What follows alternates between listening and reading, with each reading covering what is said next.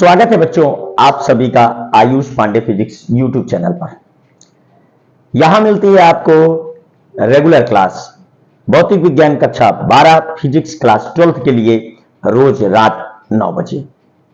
बच्चों जहां पढ़ाए जाते हैं आपको clear concept numerical expert technique से और पांडे सर जी के पढ़ाने का अंदाज है step by step teaching method. बच्चों पिछली कक्षा में हम लोगों ने बात की थी प्रतिरोधों के संयोजन की, श्रेणी क्रम संयोजन और समांतर क्रम संयोजन। आज की कक्षा में हम लोग बात करेंगे क्या होती है किसी वैद्युत परिपथ में व्यय वैद्युत ऊर्जा, तथा बच्चों ये भी देखेंगे क्या होती है वैद्युत शक्ति और 1 किलोवाट घंटा का क्या अर्थ है, और घरों में जो वैद्युत ऊर्जा के बिल आ रहे हैं अर्थात यूनिट मात्रक में आ रहे हैं, 1 किलोवाट घंटा में आ रहे हैं, तो इसका क्या अर्थ होता है और घर पर आने वाले बिजली के बिल को हम लोग कैसे ज्ञात करेंगे। तो क्लियर बच्चों, बहुत ही इंपॉर्टेंट होने वाली है आज की एक कक्षा पेपर की दृष्टि से। तो बच्चों वीडियो को अंत तक देखें, मन लगाकर पढ़ें, एक एक कॉन्सेप्ट आपको क्लियर समझाया जाएगा। तो बच्चों देखते हैं हम लोग क्या होती है वैद्युत ऊर्जा, इलेक्ट्रिकल एनर्जी। तो बच्चों किसी भी वैद्युत परिपथ में हमें चाहिए सबसे पहले एक सेल। क्या चाहिए? एक सेल। और वह उपकरण चाहिए जिस उपकरण में हमको सेल की सहायता से वैद्युत धारा को प्रवाहित कराना है। तो बच्चों मान लीजिए आपके उपकरण का वैद्युत प्रतिरोध है कैपिटल R। क्लियर बच्चों, जिस उपकरण को आपने वैद्युत परिपथ में लगाया है उसका वैद्युत प्रतिरोध कैपिटल R है। तो बच्चों और जिस सेल को आपने इस परिपथ के साथ जोड़ रखा है वह सेल V विभवांतर का है।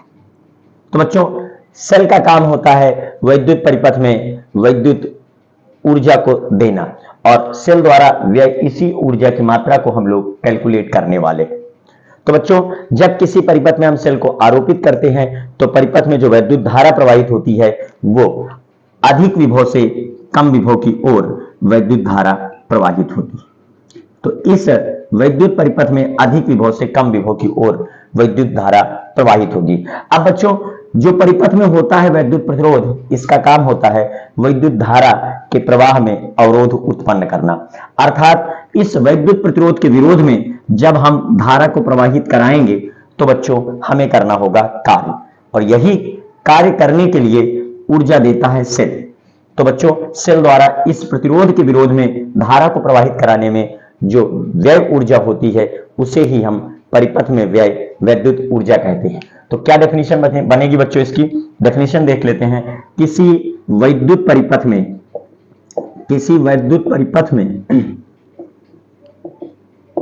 वैद्युत प्रतिरोध के विरोध में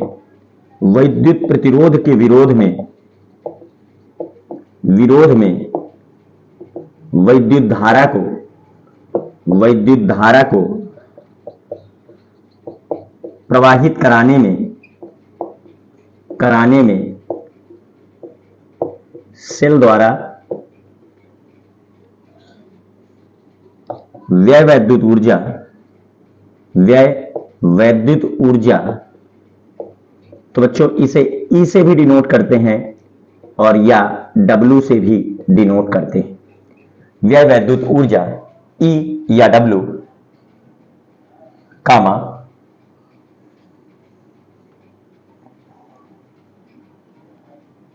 परिपथ में व्यय वैद्युत ऊर्जा कहलाती है। अब बच्चों इसके एक एक सूत्र को बहुत ही मन लगाकर और बेहद ही शॉर्टकट अंदाज में हम लोग इसको निकाल लेंगे, और सूत्र आपको समझ में भी आएंगे क्योंकि हम बहुत अच्छी तरीके से इसको बताने वाले आपको। तो बच्चों सबसे पहले हम लोगों को पता होना चाहिए कि क्या होता है वैद्युत विभवांतर। तो वैद्युत विभवांतर होता है बच्चों 1 कूलम आवेश को परिपथ में प्रवाहित कराने के लिए, मान लीजिए किसी परिपथ के, अब देखिए इस प्रतिरोध के एक सिरे से दूसरे सिरे तक जब हम 1 कूलम आवेश को प्रवाहित कराएंगे तो जो ऊर्जा व्यय होगी वो होगी V जूल प्रत्येक कूलम। तो यदि बच्चों इसमें I एम्पियर की वैद्युत धारा t सेकंड तक प्रवाहित होती है, और इस I एम्पियर की वैद्युत धारा के t सेकंड तक प्रवाहित होने में जो परिपथ में प्रवाहित कुल वैद्युत आवेश है वो हमारा Q बराबर IT है। तो इस स्थिति में बच्चों Q कूलाम आवेश को प्रवाहित कराने के लिए जो ऊर्जा व्यय होगी वो हमारी QV होगी। तो यहां पर W इक्वल टू हमारा QV निकल आएगा। क्लियर बच्चों? तो यदि किसी वैद्युत परिपथ में यदि किसी वैद्युत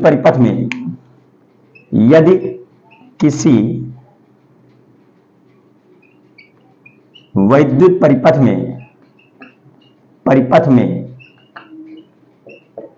किन्हीं दो बिंदुओं के बीच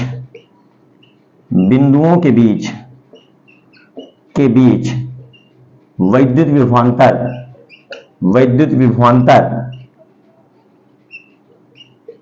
कैपिटल V है, तो उन दोनों बिंदुओं के मध्य Q आवेश प्रवाहित कराने में व्यय वैद्युत ऊर्जा जो होगी बच्चों, व्यय वैद्युत ऊर्जा जो होगी कामा निम्न प्रकार होगी। तो बच्चों हम लोगों ने देखा है, चूंकि कार्य बराबर होता है आवेश गुणे वैद्युत विभवांतर। चलिए बच्चों, कार्य बराबर क्या होता है? आवेश गुणे वैद्युत विभवांतर। तो बच्चों हमें प्रवाहित कराना है Q आवेश और V विभवांतर पर, तो जो कार्य हमारा बना वो QV हो गया, और इसी कार्य के बराबर हमको ऊर्जा व्यय करनी होगी। तो W बराबर क्या हो गया बच्चों? QV। अब बच्चों यदि परिपथ में I एंपियर वैद्युत धारा T सेकंड तक प्रवाहित होती है कामा, तो परिपथ में प्रवाहित आवेश होगा हमारा Q बराबर IT रखने पर। क्लियर बच्चों? तो यहां पर हम Q बराबर IT रख देंगे, तो W बराबर है हमारा QV, अब Q के प्लेस में हमने रख दिया IT, तो ये हो जाएगा VIT। क्लियर बच्चों? तो W बराबर है हमारा QV, तो Q की जगह में हमने रख दिया है IT, तो ये W बराबर QV और ये बन गया VIT। अब बच्चों अगर हम लोग ओम के नियम से देखें, किससे बच्चों? ओम के नियम से देखें, तो ओम का नियम हमारा क्या कहता है कि V by I is equal to R, मतलब नियतांक होता है। तो हम लोग यहां पर V के प्लेस में लिख सकते हैं। तो चूंकि बच्चों V बराबर होता है IR, तो जब हम यहां पर IR रखेंगे तो ये हमारा बन जाएगा I स्क्वायर RT। और बच्चों यहां पर हम I बराबर V बटे R भी रख सकते हैं। तो जब हम I बराबर V बटे R रखेंगे तो W बराबर QV है, और Q के प्लेस में IT रखने पर VIT है, और I के प्लेस में V बाई R भी रख सकते हैं, और ये I स्क्वायर RT, और जब I के प्लेस में रखेंगे V बाई R तो ये बन जाएगा, यहां पर रखेंगे V बाई R तो V हो जाएगा V स्क्वायर डिवाइड में कैपिटल R, तो V square by R into T। तो इस तरीके बच्चों जो वैद्युत ऊर्जा का सूत्र हमारा बना वो बना W is equal to QV is equal to VIT is equal to I square RT is equal to V square by capital R into T, और वो भी जूल में। ऊर्जा का मात्रक बच्चों जूल होता है। और आपको यह बता दें कि किसी भी वैद्युत परिपथ में प्रतिरोध के विरोध में धारा को प्रवाहित कराने के लिए जो सेल ऊर्जा को व्यय करता है उसे ही उस वैद्युत परिपथ की वैद्युत ऊर्जा कहते हैं, और वह हमारी W is equal to QV is equal to VIT is equal to I square RT is equal to V square by capital R into T joule निकल कर आई है। तो बच्चों इस तरीके से हम लोगों ने समझा कि क्या होती है किसी वैद्युत परिपथ में व्यय वैद्युत ऊर्जा। अब बच्चों आपको एक चीज यहां पर यह ध्यान देना होगा कि ये जो प्रतिरोध है कैपिटल R, इसके विरोध में धारा को प्रवाहित कराने में जो ऊर्जा व्यय होती है वो प्रतिरोध से ऊष्मा के रूप में बाहर निकलती है। तो यदि बच्चों यहां पर हम ऊष्मा की मात्रा निकालना चाहें तो ऊष्मा की मात्रा को समझ लेते हैं। तो ऊष्मा की मात्रा क्या होगी हमारी, तो यहां पर इसको जो है देख लेते हैं बच्चों, ऊष्मा की मात्रा क्या होने वाली है। तो बच्चों यहां पर हम लोग देख लेते हैं कि ऊष्मा की मात्रा क्या होने वाली है। क्लियर? तो ऊष्मा की मात्रा क्या होने वाली है, तो बच्चों चूंकि हम लोगों को पता है कि 4.2 जूल बराबर होता है 1 कैलोरी, तो अगर हमें वैद्युत प्रतिरोध में वैद्युत प्रतिरोध में व्यय वैद्युत ऊर्जा वातावरण में ऊष्मा के रूप में निर्मुक्त होती है, ऊष्मा के रूप में निर्मुक्त होती है। और कई बार बच्चों यह प्रकाश में भी इसकी कुछ मात्रा निर्मुक्त होती है। तो मान लीजिए पूरी अगर हमें ऊष्मा के रूप में मिल रही है तो इस व्यय वैद्युत ऊर्जा में जो उत्पन्न ऊष्मा होगी वो कितनी होगी?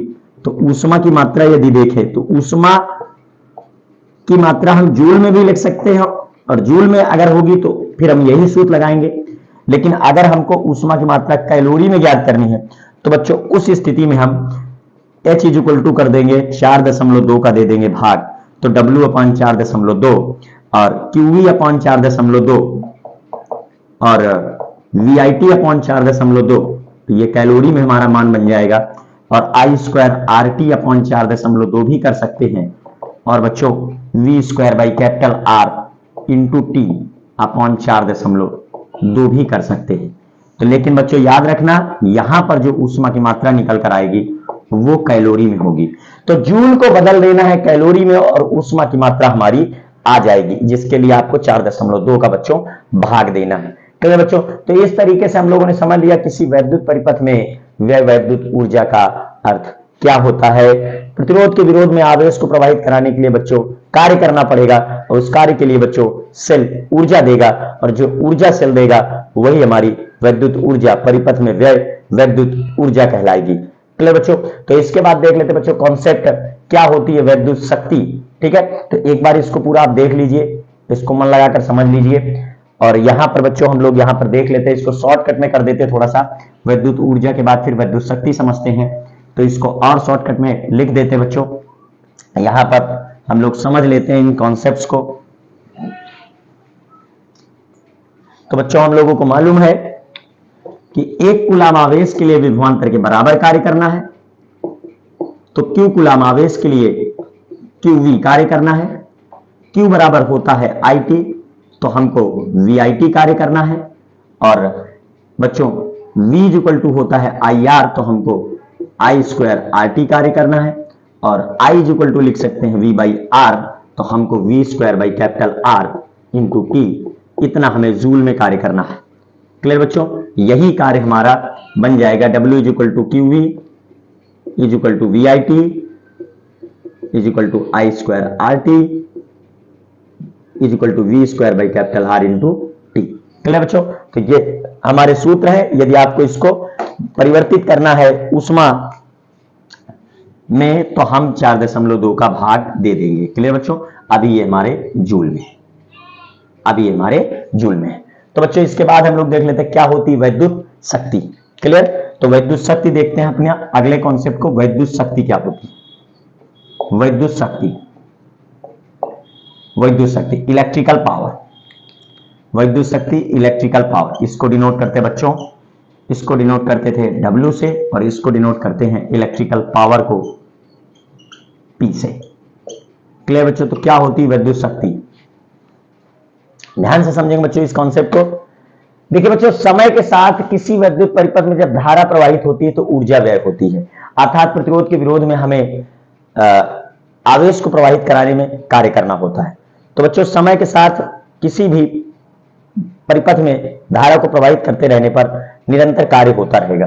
तो बच्चों किसी वैद्युत परिपथ में हम जो धारा को प्रवाहित कराने में प्रति सेकंड जो कार्य करेंगे उसे ही हम उस परिपथ में व्यय वैद्युत ऊर्जा 1 सेकंड की कहेंगे, और जो कि वैद्युत शक्ति के बराबर होगी। तो बच्चों किसी वैद्युत परिपथ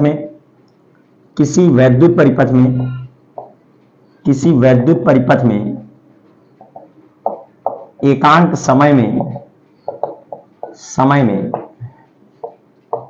व्यय वैद्युत ऊर्जा कामा उस वैद्युत परिपथ में उस वैद्युत परिपथ की वैद्युत शक्ति कहलाती है। वैद्युत शक्ति कोष्टक में P कहलाती है। तो बच्चों मान लीजिए T सेकंड में किसी वैद्युत परिपथ में हमने W जूल कार्य किया हुआ है, तो बताओ बच्चों 1 सेकंड में कितना कार्य हो जाएगा? 1 सेकंड में कार्य हो जाएगा W/T, जूल प्रति सेकंड। क्लियर बच्चों?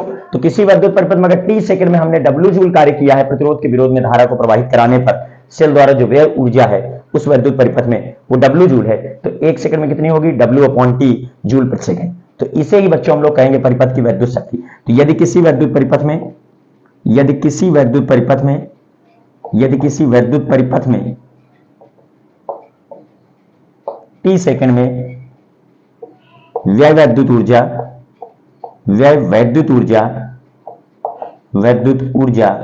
W जूल है, व्यय विद्युत ऊर्जा W जूल है, कामा तो उस विद्युत परिपथ की विद्युत शक्ति, उस विद्युत परिपथ की विद्युत शक्ति क्या बनेगी बच्चों? उस विद्युत परिपथ की विद्युत शक्ति बनेगी P = W/T। क्लियर बच्चों? तो वो होगी P = W/T, और W का मान है बच्चों QE, तो ये हो जाएगा QE/T, और Q का मान है IT, तो ये हो जाएगा VIT/T, और V का मान है IR, तो ये हो जाएगा I²RT/T, और I का मान है V/R, तो ये हो जाएगा V²R × T/T। क्लियर बच्चों? और मात्रक होने वाला यहां पर जूल प्रति सेकेंड, तो T से T हो जाएगा हमारा कैंसिल, T से T हो जाएगा कैंसिल, T से T हो जाएगा कैंसिल। क्लियर बच्चों? तो P = जो बनने वाला है W/T, QE/T, VI, I²R, V²R, और इसे बच्चों हम लोग लिख लेंगे, इसे हम लोग लिख लेंगे जूल प्रति सेकेंड या वाट में, जूल प्रति सेकेंड या वाट में। क्लियर बच्चों? तो 1 सेकंड में किसी विद्युत परिपथ में व्यय विद्युत ऊर्जा को हम उस विद्युत परिपथ की विद्युत शक्ति कहेंगे या उस उपकरण की विद्युत शक्ति कहेंगे। तो घर में अपने बच्चे जो उपकरण उपयोग होते हैं, तो आपने देखा होगा वहां लिखा रहता है 5 वाट, 10 वाट, 20 वाट, 25 वाट। तो इन वाट का क्या मतलब है, उनको भी हम लोग समझेंगे बच्चों। तो यहां पर इस कॉन्सेप्ट को आप अच्छे से देख लीजिए, और इसको हम शॉर्टकट में कर देते हैं। क्लियर बच्चों? ताकि आप एक बार में समझ जाएं, तो इसको शॉर्टकट में कर देते बच्चों।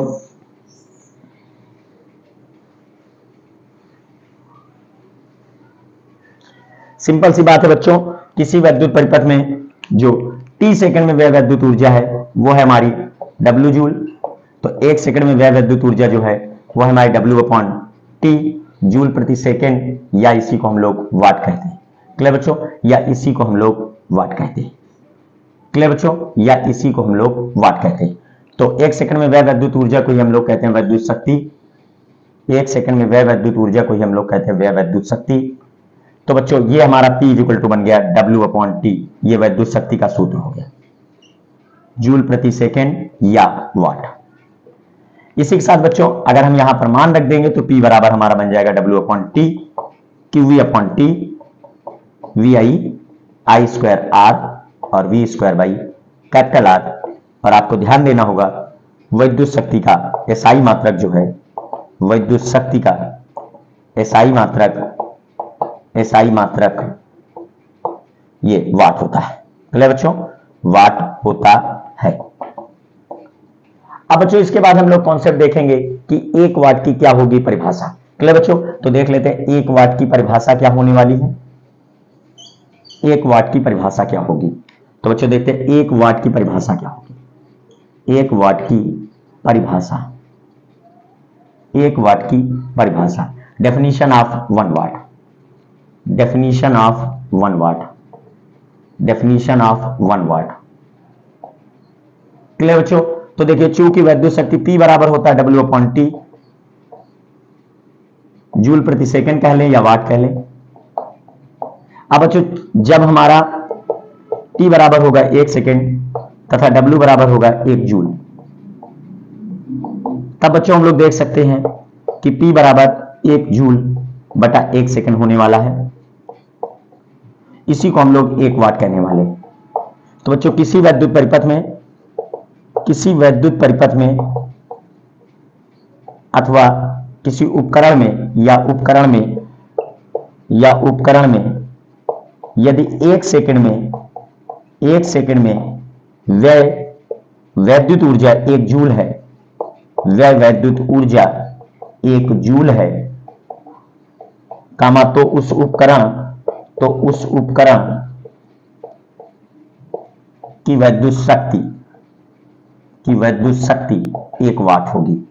चलिए बच्चों, 1 वाट होगी। तो इस तरीके से बच्चों हम लोग देख सकते हैं कि 1 वाट की क्या परिभाषा बन रही है। अब मान लीजिए बच्चों आपके घर में कोई बल्ब है जो 100 वाट का है, तो 100 वाट के बल्ब का मतलब क्या हुआ, तो हम लोग लिखेंगे 100 वाट। चलिए बच्चों, वाट के स्थान पर लिखेंगे 100 जूल और प्रति सेकंड। इसका मतलब ये हुआ बच्चों कि 1 सेकंड में अगर 100 जूल ऊर्जा व्यय कर रहा है वो बल्ब, तभी वो 100 वाट का है। तो बच्चों पारंपरिक जो हमारे लैंप थे वो 100 वाट के आते थे, जो घरों में लगाए जाते थे बल्ब। लेकिन अब इस समय बच्चों हम लोगों ने जो एलईडी का उपयोग करना शुरू किया गया है वो हमारी 5 वाट की है, अर्थात हम केवल अब 5 जूल ऊर्जा ही व्यय कर रहे हैं 1 सेकंड में इन एलईडी बल्बों में।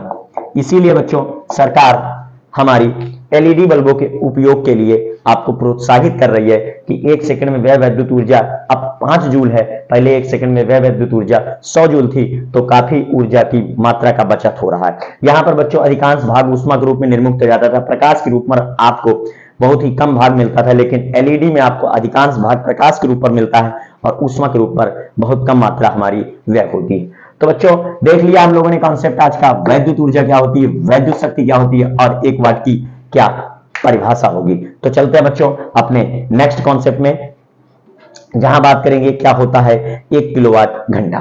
चलिए बच्चों, तो इसको देख लीजिए आप एक बार मन लगाकर। Ayush Pandey physics YouTube channel पर पढ़ाया जाता है आपको clear concept, step by step teaching method technique से, और बच्चों न्यूमेरिकल्स कराए जाते हैं न्यूमेरिकल एक्सपर्ट टेक्निक से। तो बच्चों कल से हम लोग वैद्युत चालन के न्यूमेरिकल करना शुरू कर देंगे, और वो भी कुमार मित्तल किताब से। तो मन लगाकर पढ़ते रहें, कि कॉन्सेप्ट को पढ़ते रहें। चैनल में नए हैं तो चैनल को सब्सक्राइब कर ले, वीडियो को लाइक जरूर कर देना, अपने दोस्तों के साथ शेयर जरूर करें बच्चों। तो अब देखते हैं हम लोग अपना अगला कॉन्सेप्ट। मन लगाकर मेहनत करनी है बच्चों, स्मार्ट बोर्ड एग्जाम में बहुत अच्छे अंक आने वाले हैं आप लोगों के, क्योंकि आप लोग बहुत अच्छी पढ़ाई कर रहे होंगे, तो आपके बहुत अच्छे अंक आएंगे। यदि आपकी पढ़ाई कमजोर है तो जुड़े रहो Ayush Pandey physics YouTube channel से, जहां पढ़ाया जाएगा आपको क्लियर कॉन्सेप्ट, एक एक कॉन्सेप्ट बच्चों कराए जाएंगे आपके। बच्चों बिना मेहनत कुछ नहीं मिलता है, आपको मेहनत करनी होगी, निरंतर मेहनत ही सफलता की कुंजी है बच्चों, मन लगाकर पढ़ते रहें। तो बच्चों देखते हैं क्या होता है 1 किलोवाट घंटा। 1 किलोवाट घंटा, 1 किलोवाट घंटा को ही बच्चों हम लोगों ने कहा है 1 यूनिट या 1 यूनिट, क्लियर, 1 यूनिट। तो 1 किलोवाट घंटा ही होता है 1 यूनिट, क्लियर बच्चों। तो 1 किलोवाट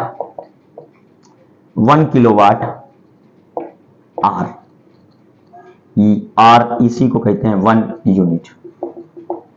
तो बच्चों आपको ध्यान देना होगा, जो व्यापार के लिए उपाय विद्युत ऊर्जा की व्यापार के लिए इकाई घोषित की गई वो हमारी 1 किलोवाट घंटा या 1 यूनिट। तो सबसे पहले आपको बच्चों ये पता होना चाहिए कि ये जो हमारा 1 किलोवाट घंटा है, 1 किलोवाट घंटा है, ये विद्युत ऊर्जा की इकाई। बच्चों बहुत बच्चे यहां पर मिस्टेक करते हैं, इस 1 किलोवाट घंटा में वाट शब्द से कंफ्यूज हो जाते हैं। तो आपको वाट से बिल्कुल भी कंफ्यूज नहीं होना है कि आप 1 किलोवाट देख करके आप इसको विद्युत शक्ति की इकाई समझ लें। ये बच्चों विद्युत ऊर्जा की इकाई होती है, बिल्कुल भी इस बात का आप ध्यान देंगे। तो 1 किलोवाट घंटा जो है बच्चों विद्युत ऊर्जा की इकाई है, और जो unit of trade off board UTV द्वारा बनाई गई है, unit of trade off board द्वारा बनाई गई है। और बच्चों ये किस लिए बनाई गई है, तो बच्चों घरों, मकानों, दुकानों, फैक्ट्रियों, कंपनियों आदि में जो विद्युत ऊर्जा व्यय होती है, तो उस विद्युत ऊर्जा के मापन के लिए बनाई गई है। आज में व्यय विद्युत ऊर्जा के मापन के लिए बनाई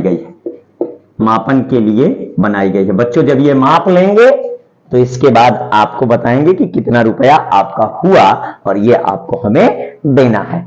तो घरों, मकानों, दुकानों, फैक्ट्रियों, कंपनियों आदि में व्यय विद्युत ऊर्जा के मापन के लिए जो इकाई उपयोग में लाई जा रही है उसे किलोवाट घंटा या यूनिट कहते हैं बच्चों।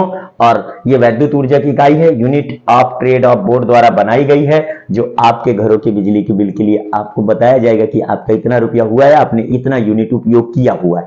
क्लियर बच्चों? तो मकानों के लिए, मकानों में व्यय विद्युत ऊर्जा के मापन के लिए उपयोग की जाती है। तो बच्चों अब चूंकि हम लोगों को देना है बिजली का बिल और वो भी 1 यूनिट में, 1 किलोवाट घंटा में, तो हमको पता होना चाहिए कि 1 किलोवाट घंटा अगर हमने ऊर्जा व्यय की है तो इसका मान कितना होता है। ये 1 किलोवाट घंटा होती कितनी विद्युत ऊर्जा है, 1 यूनिट कितनी विद्युत ऊर्जा होगी, जब तक हमको पता नहीं होगा तो हमें भी बोध नहीं होगा कि हमने 1 यूनिट के लिए कितने रुपए दे दिए और क्यों दे दिए। तो विद्युत ऊर्जा कितनी होगी 1 किलोवाट घंटा, इस चीज के बारे में हमें देखना है। क्लियर बच्चों? तो 1 किलोवाट घंटा क्या होता है, 1 किलोवाट घंटा क्या होता है, इसको समझना है। तो बच्चों यहां लिखा है किलो, क्या लिखा है? किलो। तो किलो का मतलब होता है 1000, 1000 मतलब 10 की घात 3। और वाट का मतलब क्या होता है बच्चों? अभी बताया था, वाट मतलब जूल प्रति सेकंड, तो वाट के स्थान पर लिख देंगे जूल प्रति सेकंड। क्लियर बच्चों? अब यहां पर देखिए आप, ये लिखा है घंटा, तो घंटा लिखा है बच्चों, तो घंटा का मतलब क्या हुआ? घंटा का मतलब हुआ भाई 60 मिनट, और 1 मिनट में 60 सेकंड, तो यहां पर हम 3600 सेकंड लिख देंगे इसको। क्लियर बच्चों? तो देखिए आप जरा ध्यान से देखिए, 1 किलोवाट घंटा, सेकंड से सेकंड कैंसिल हो गया, तो ये बनने वाला 6×36, 3.36, 3600 गुणे 10 की घात 3, और बचा केवल हमारा जूल। क्लियर बच्चों? तो यहां पर बचा केवल 1 जूल। अब ये देखिए जरा ध्यान से, 3, ये जो बिंदु है उसको 1 2 3 अंक जब हम आगे ले जाएंगे तो ये बन जाएगा 3.6 गुणे 10 की घात 6 जूल। तो बच्चों इसका मतलब हुआ 1 किलोवाट घंटा, 1 किलोवाट घंटा अथवा 1 यूनिट का मतलब जो हुआ वो हुआ हमारा 3.6 गुणे 10 की घात 6 जूल। क्लियर बच्चों? तो अब आपके घर में बिजली का बिल कितना आने वाला है, अगर आपने 3.6 गुणे 10 की घात 6 जूल ऊर्जा उपयोग कर ली बच्चों, तो 1 इकाई हो जाएगी, और 1 इकाई का बिजली का बिल आपके घर में आने वाला है, जो आपको व्यय करना होगा, जो आपको देना होगा। लेकिन कैसे देंगे? आपको प्रति इकाई बिजली का बिल पता होना चाहिए कि 1 यूनिट का कितना रुपया है, तो आपकी जितनी यूनिटें आई हैं तो उससे आप निकाल सकते हैं। तो विद्युत ऊर्जा का मूल्य कैसे निकाला जाता है बच्चों, इस चीज को देखो। विद्युत ऊर्जा का मूल्य आपका होगा यूनिटों की संख्या गुणे प्रति यूनिट मूल्य। क्लियर बच्चों? तो प्रति यूनिट मूल्य जो है आपका, उस हिसाब पर आपका ये विद्युत ऊर्जा का मूल्य आपको चुकाना पड़ेगा। क्लियर बच्चों? तो इस तरीके से हम लोगों ने समझा कि क्या होता है विद्युत ऊर्जा। तो एक बार समराइज कर देते हैं। विद्युत 1 किलोवाट घंटा क्या होता है, 1 यूनिट क्या होती है? तो विद्युत ऊर्जा की इकाई है जो unit of trade off board ने बनाई है, जो घरों, मकानों, दुकानों, फैक्ट्रियों, कंपनियों आदि में व्यय विद्युत ऊर्जा के मापन के लिए उपयोग की जाएगी बच्चों। और 1 किलोवाट घंटा का मतलब है 3.6 गुणे 10 की घात 6 जूल, और 1 यूनिट का मतलब होगा 3.6 गुणे 10 की घात 6 जूल। इतनी ऊर्जा को आप 1 किलोवाट घंटा या 1 यूनिट कह सकते हैं। और विद्युत ऊर्जा का मूल्य निकालेंगे आप, कितनी यूनिट आपने खर्च की है, उन यूनिटों में 1 यूनिट का क्या मूल्य है, उससे आप गुणा करा करके आपको उतना रुपया, अगर आप किसी दूसरे देश में है तो उन देश की जो करेंसी होगी उतनी आपको पेड करनी होगी। क्लियर बच्चों? तो अब इसके बाद हम देखेंगे कि हमारे घरों में जो बिजली का बिल आता है उसे हम कैसे कैलकुलेट कर सकते हैं, पहले से ही कैसे कैलकुलेट कर सकते हैं बच्चों। क्लियर? तो व्यय, घरों में व्यय यूनिटों की संख्या को हम लोग कैसे ज्ञात करेंगे, तो इसको बकायदा अच्छे से देख लीजिए बच्चों, एक एक कॉन्सेप्ट नोट करते चलें, समझते चले बच्चों। तो आइए इसको रब कर देते, फिर इसके बाद देखते हैं कि घरों में, दुकानों में, मकानों में, फैक्ट्रियों में, कंपनियों में व्यय यूनिटों की संख्या कैसे ज्ञात की जाती है। तो बच्चों व्यय यूनिटों की संख्या हम लोग कैसे ज्ञात करेंगे? व्यय यूनिटों की संख्या, तो व्यय यूनिटों की संख्या। क्लियर बच्चों? तो इसके लिए आपको देखना होगा व्यय यूनिटों की जो संख्या होगी, व्यय यूनिटों की संख्या जो होगी, तो आपको यह देखना होगा कितने वाट के उपकरण आप उपयोग कर रहे हैं। तो पहले आप वाट लिखें यहां पर, और फिर आपको यह सोचना है कितने घंटे तक उपयोग कर रहे हैं, तो फिर यहां पर घंटे लिखें। फिर आपको देखना है कि कितने दिन तक उपयोग कर रहे हैं, फिर दिन यहां लिखें। और फिर बच्चों भाग दे देना है आपको 1000 का। चलिए बच्चों, तो वाट गुणे घंटे गुणे दिन बटे 1000। अगर यहां बच्चों आप सीधे किलोवाट में रख रहे हैं तो फिर आपको 1000 का भाग देने की आवश्यकता नहीं, लेकिन अगर आप वाट में रख रहे हैं तो आपको 1000 का भाग देने की आवश्यकता है। तो इस तरीके से बच्चों आप व्यय यूनिटों की संख्या निकाल सकते हैं, व्यय यूनिटों की संख्या निकाल सकते हैं। अगर एक उदाहरण के तौर पर हम आपको समझाएं कि मान लीजिए आप 100 वाट के पंखे को प्रतिदिन 8 घंटे 30 दिनों तक चला रहे हैं। 100 वाट के पंखे को प्रतिदिन 8 घंटे 30 दिनों तक चला रहे हैं, तो व्यय यूनिटों की संख्या आपकी कितनी आने वाली है। तो ऊपर वाले सूत्र से देख लीजिए बच्चों, वाट है 100, घंटे हैं 8, दिन है 30 और भाग दे देंगे 1000 का।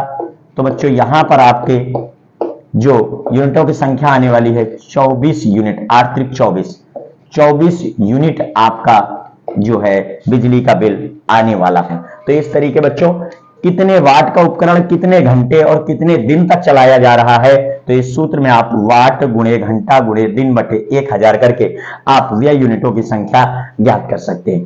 तो बच्चों आपको एक एक कॉन्सेप्ट पढ़ा रहे हैं आपके पांडे सर, और आज की क्लास में बस इतना ही। मिलेंगे कल फिर रात 9 बजे, जहां करेंगे क्लियर कॉन्सेप्ट की बात और लगाएंगे न्यूमेरिकल्स एक्सपर्ट टेक्निक से। तो वाट वैद्युत चालन आपका समाप्त हो गया है। फिर बात करेंगे इसके आगे न्यूमेरिकल्स के बाद सरल वैद्युत परिपथ में, जहां पढ़ाए जाएंगे आपको क्लियर कॉन्सेप्ट बेहद ही सरल अंदाज में। बच्चों वीडियो में नए हैं तो वीडियो को लाइक जरूर कर देना, चैनल को सब्सक्राइब जरूर कर देना, और बच्चों जो हमारे पुराने स्टूडेंट हैं वो वीडियो को जरूर लाइक किया करें, वीडियो को 100% लाइक किया करें। बच्चों वीडियो को लाइक जरूर करें और अपने दोस्तों के साथ चैनल को शेयर जरूर करें, अपने दोस्तों के साथ वीडियो को शेयर जरूर करें, ताकि पांडे सर जी आपको देते रहे रेगुलर फिजिक्स की ऐसी क्लियर कॉन्सेप्ट वाली मजेदार क्लास। तो कक्षा को अटेंड करने के लिए बहुत बहुत धन्यवाद। थैंक यू वेरी मच बच्चों। मिलेंगे कल फिर रात 9 बजे। Okay, bye bye.